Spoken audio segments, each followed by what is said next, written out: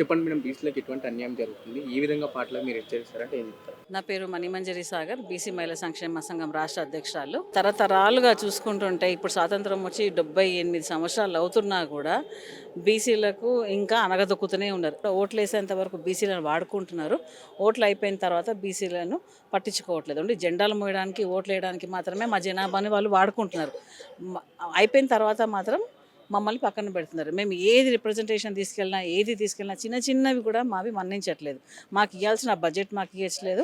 మా బీసీల డెవలప్మెంట్కి ఏం చేయట్లేదు. ఆ బడ్జెట్ని తాను రిలీజ్ చేసినా కూడా ఆ బడ్జెట్ మా కోసం ఎక్కడ ఖర్చు పెడుతున్నారు? మాకు లోన్స్ లేవు, సెల్ఫ్ స్కిల్ డెవలప్మెంట్ ప్రోగ్రామ్స్ లేవు, ఎలక్షన్ల ప్రజాప్రతినిధులుగా మాకు సీట్లు ఇవ్వరు. ఎక్కడ బాగుపడుతున్నాం? మేము ఏం చేస్తున్నాం? కుల వృత్తులు చేసుకునే మాకు ఆ కుల వృత్తుల్లో కూడా కాంపిటీషన్ అధిక వర్ణాలు. ఇప్పుడు ఎంతమంది సెలూన్లు పెట్టట్లేదు, ఓన్లీ వీళ్ళే మా బీసీలే పెడుతున్నారా సెలూన్లు?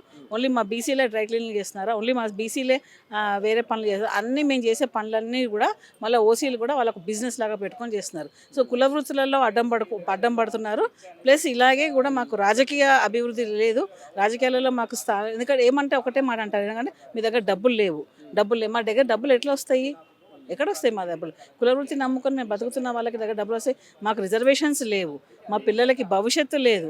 క్రిమిలేయర్ ఒకటి పెట్టారు, దానివల్ల నష్టం. కేంద్ర ప్రభుత్వం ఎన్ని సంవత్సరాల నుంచి కొట్లాడుతుంది క్రిమికేర్ తీసేయాలని. ఎవరికి లేని మాకెందుకు?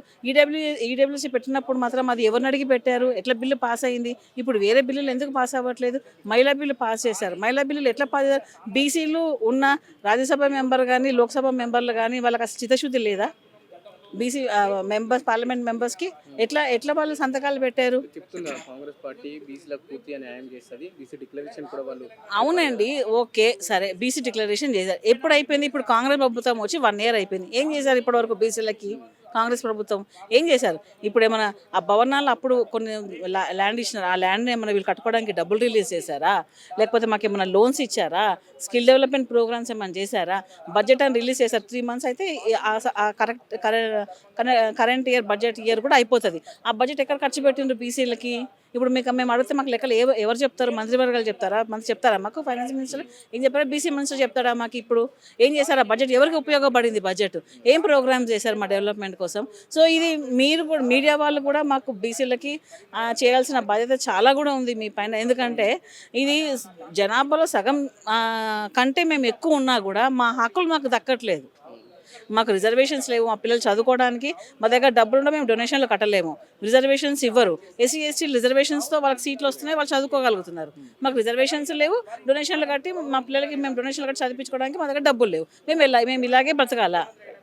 దీనికి ఆన్సర్ ఎవరు ఇస్తారు?